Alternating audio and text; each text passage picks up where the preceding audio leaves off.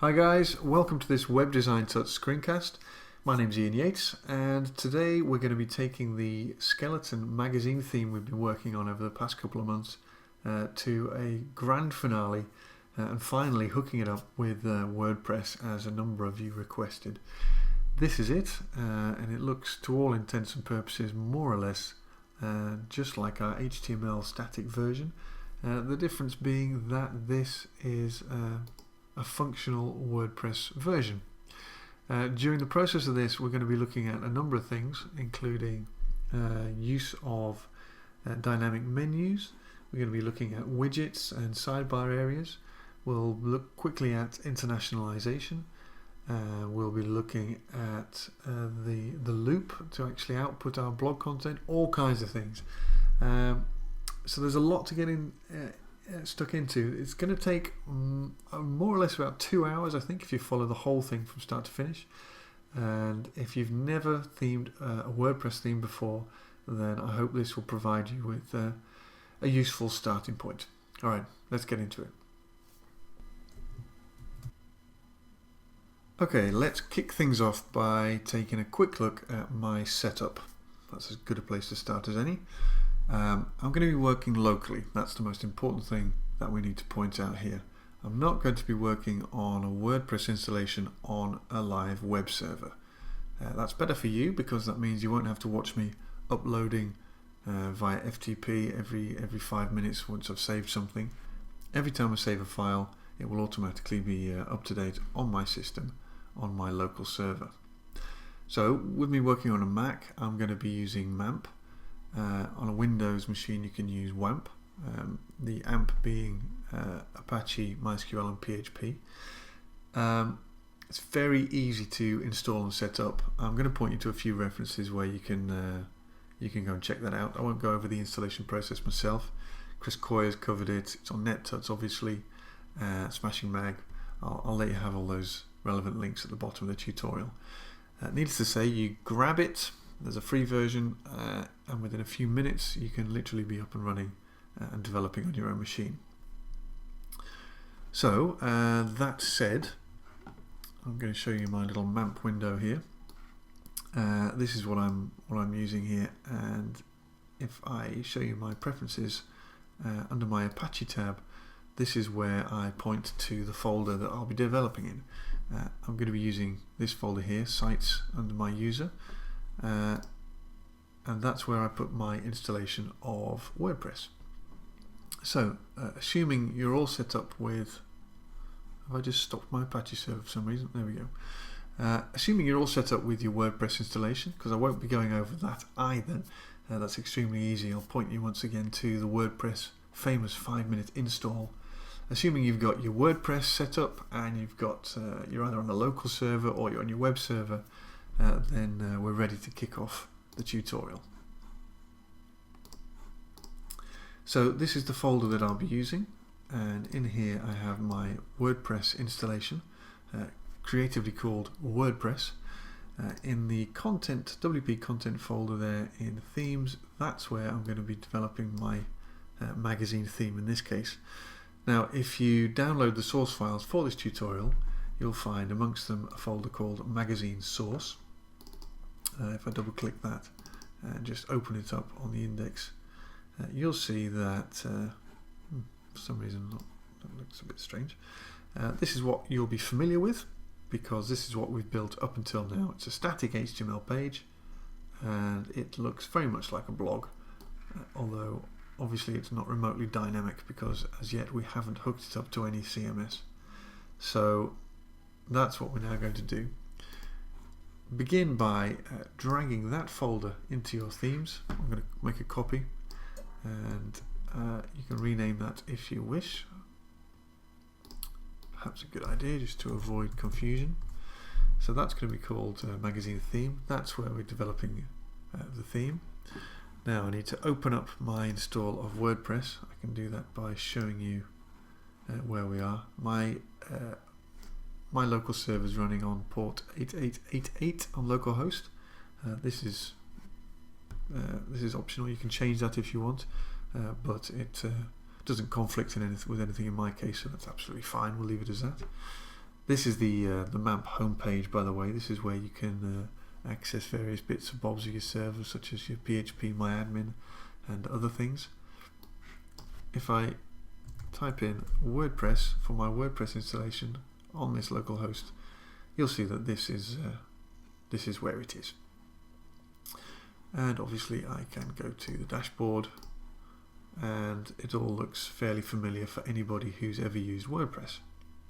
Now, looking under my my themes, you'll see that as a default installation it has just the two standard default themes available. So what we need to now do to kick things off is to get our files recognizable by WordPress as some kind of a theme that it can actually use. Now, we've already put our folder within the themes folder, but it's not recognizing it as a theme. So what we need to do is open up our theme in some kind of code editor. I use Coda, perhaps through force of habit more than anything else. You're obviously perfectly capable of using any code editor that you prefer using. So these are our files. WordPress now needs to know that it's a theme, and in order to do that, we're going to need a few requisite elements. The first of which is a style CSS. This is the default style sheet which WordPress will look for within any theme. We don't actually need to be putting our styles in this necessarily, because we've obviously been using these three files to style our theme. But what we do need to put in this style sheet is a little bit of requisite information, some metadata, which is going to allow WordPress to recognize what's going on. Not all of this is required. We have a theme name, obviously, a URL if necessary, an author name, and a description. There's additional information here which you don't need to necessarily pay any attention to.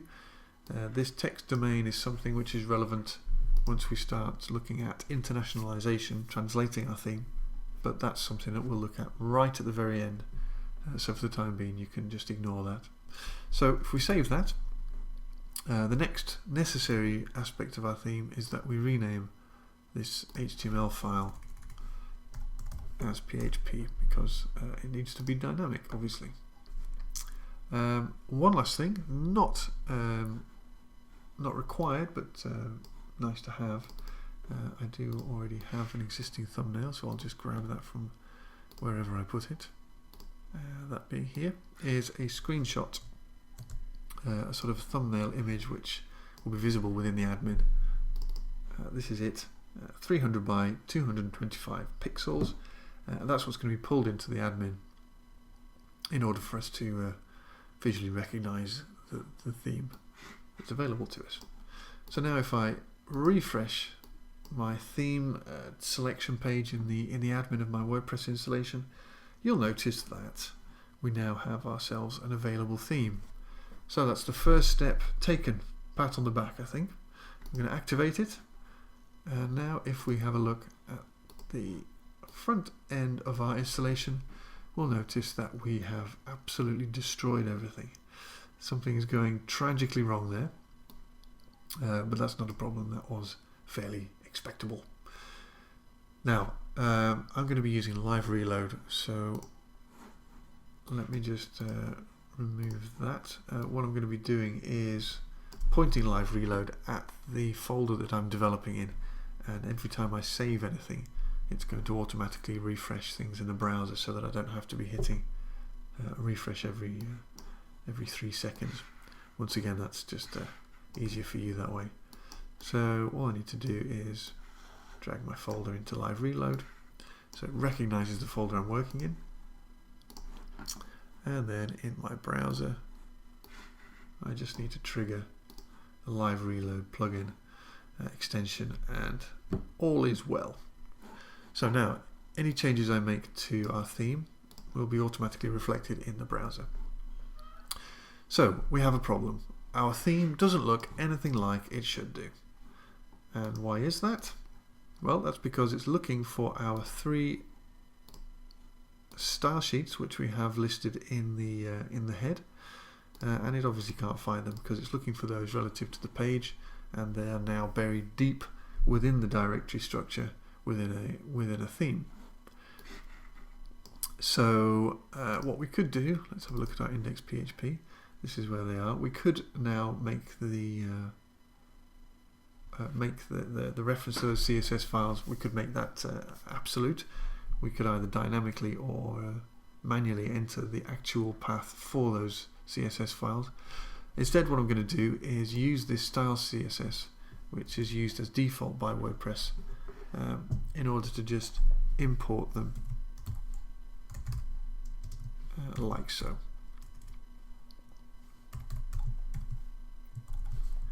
So relative to this style sheet, our sheets are called skeleton. We've got skeleton CSS. That's the first of the files. And then we have a base, and then we did our own personal styling in layout CSS. So now those three files are going to be pulled into this CSS file. So the only remaining step is for us to replace this with a simple reference to this CSS file. Now we do that with the help of a little function provided to us by WordPress.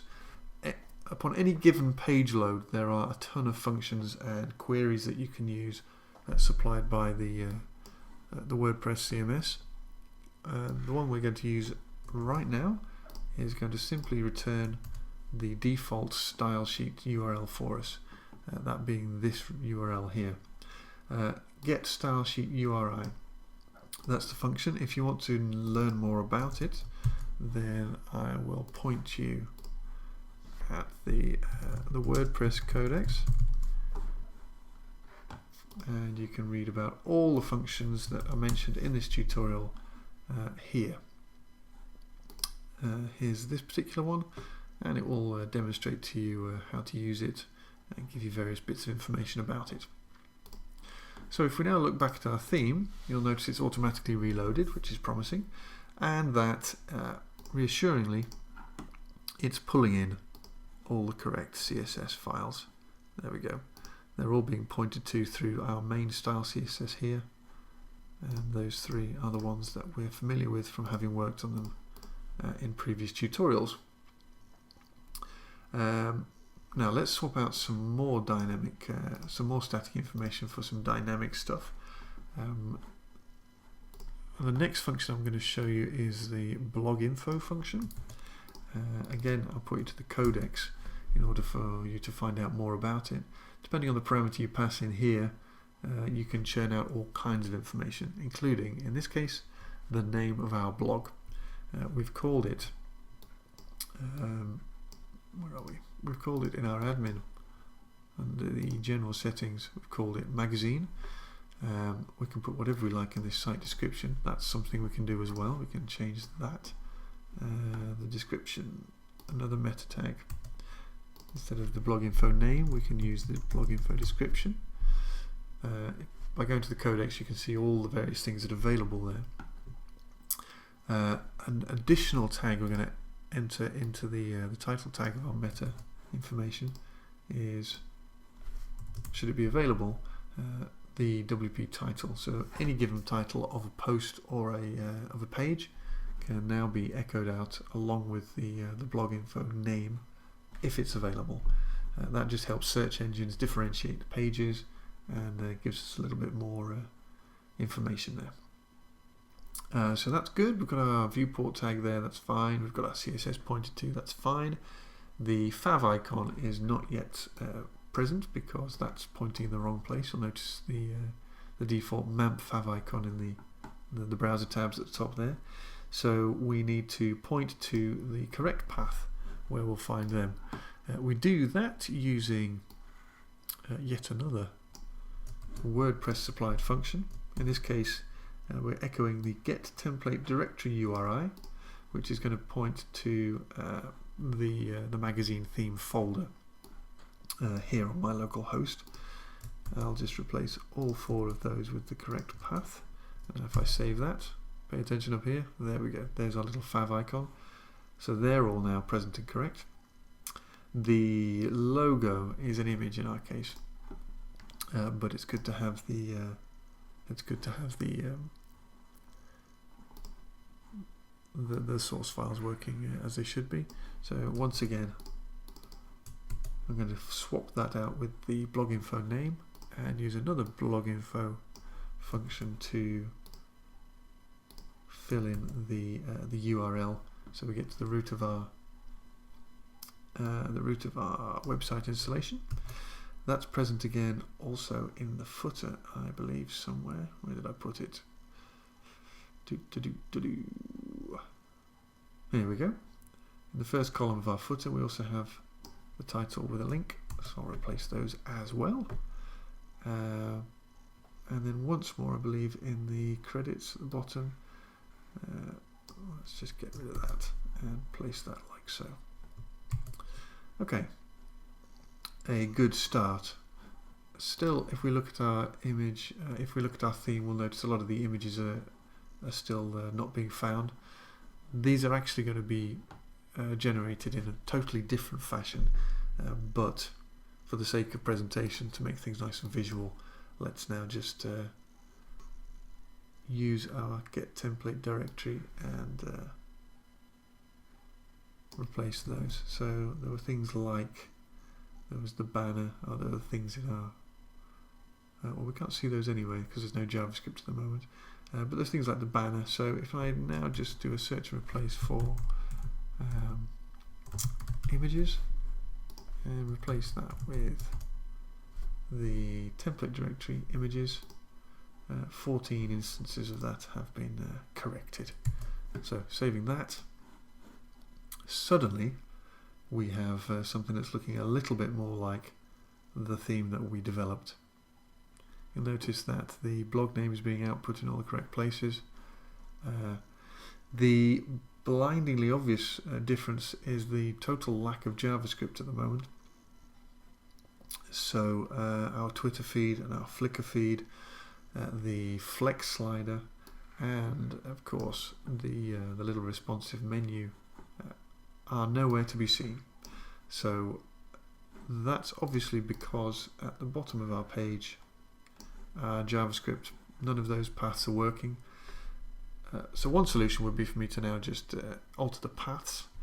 That wouldn't be the correct way of adding JavaScript because it's not particularly safe or respectful for other scripts. That could cause conflicts all over the place if variable names are repeated, that sort of thing. But in any case, in this particular theme development, we're not even going to be using the JavaScript that we've built over the course of this theme development.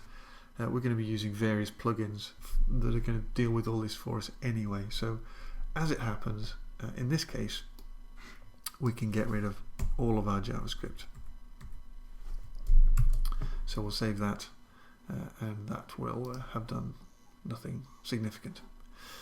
Now, the next stage is to clean things up. We've got ourselves one big colossal index PHP. If you've ever worked on a dynamic website before, you'll be that PHP or ASP, Cold Fusion, whatever, you'll likely have split up your content into different files in order to keep the project more organized, keep things from being repeated, that sort of thing. So we can do that now. WordPress expects a few things from us in that nature. It expects, for example, that any content that's common for the top of any page is placed in a header PHP. It will look for that using our get header function, which I'll show you in a second. So what we're now going to do is select all the content at the top of our page, which is going to be common to all our pages. So that's everything all the way down to the bottom of our navigation, because our navigation is always present. So our header, the opening body tag, and then all the way down to our navigation. I'm going to cut that out, Command X, and I'm going to put that in a separate file which WordPress expects us to call header PHP. Paste that back in and save it. Now, under normal circumstances, a PHP include statement here would go and grab that for us, but using a function that WordPress supplies us with, that being, let me just throw it in so you can see it.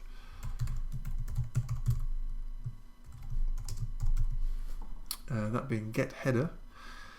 WordPress is now going to go away and automatically look for header PHP in the root of our theme. If it can't find that, if it's not there, then it will look elsewhere, perhaps the default theme, for example, for other headers, and that will just deal with things in a much sort of safer way.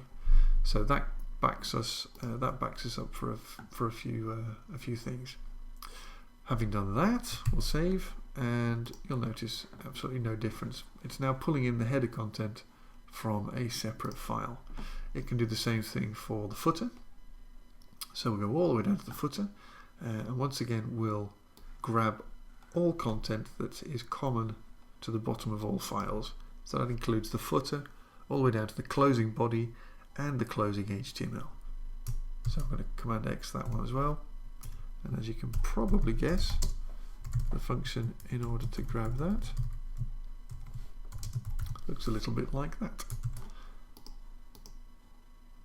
I need to then provide a footer PHP, which WordPress will automatically go looking for and grab for us. And the last one is the sidebar area, which it's going to look for. Luckily we've used the very semantic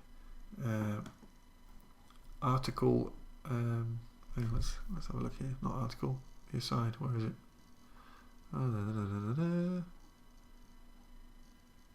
Imagination, aside, there we go. We've used the aside element to describe our sidebar, so we need to grab all of that, and that's what we're going to use.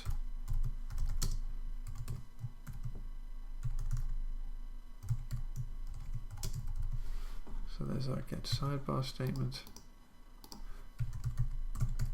and here is our sidebar PHP. Alright, okay, excellent work. We've now managed to split up our template into much cleaner elements, and if we look at our index PHP now, you'll see it is a mere 174 lines of code, which we're going to obviously improve upon even further, but for now that's pretty good. Now, whilst we're on the subject of our header and our footer PHP, you'll notice one thing that's suddenly vanished from our theme, that being the admin bar that's normally present, especially in modern WordPress installations, if somebody's logged in as an admin. We obviously are, but it's disappeared. And the reason for that is that in our header PHP we haven't yet included what's known as an action hook. Now hooks can appear in various places, and they act as, what's the best way to describe them? They act as places where functionality can be slotted in from elsewhere. Now there are hooks that WordPress will expect to be present in places like the header in order for it to hook in its various bits of functionality, such as the admin bar. So whenever you do a header in a theme, you'll want to include the, hold on, a bit of copying and paste here, before the closing head tag, that being here, you'll want to include the PHP WP head function. That's going to pull in various bits of functionality that are expected by WordPress, and you'll see here that it's almost pulled in the admin bar.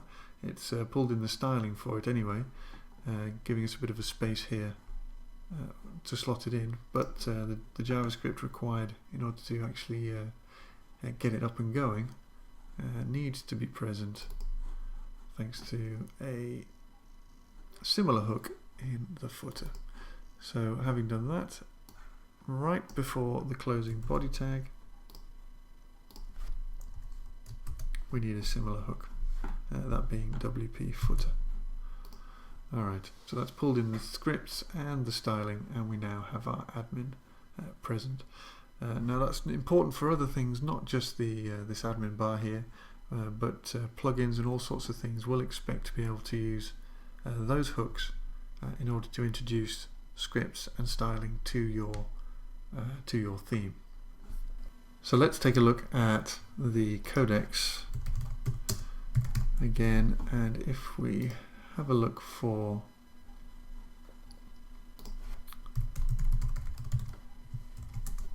the WP footer or WP header head, then you'll notice it's a little bit of information here explaining. There we go. You can add it like this, with a little bit of information there, giving you some more details on what's going on there. Okay, so we've made good progress. We've sort of got our project up and running. The next step is to get our menu dynamic, and some of the sidebar content is going to be dynamic as well before we can start improving things with some plugins, and then of course the all-important loop, which is going to actually output the content of our blog. Time for a cup of coffee, I think.